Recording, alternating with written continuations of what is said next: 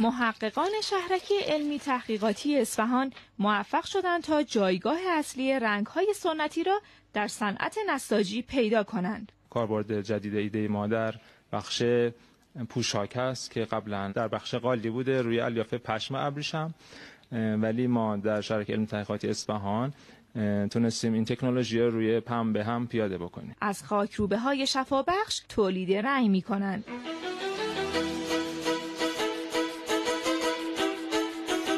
از رناس، مازو، حنا، گلرنگ، حلیله، پوست انار، گردو، پیاز رنگ‌هایی تولید می‌کنند که علاوه بر زیبایی خاصیت درمانی هم دارند. خاصیت ضد باکتری خیلی قوی دارن، ضد ویروس های بسیار قوی هستن.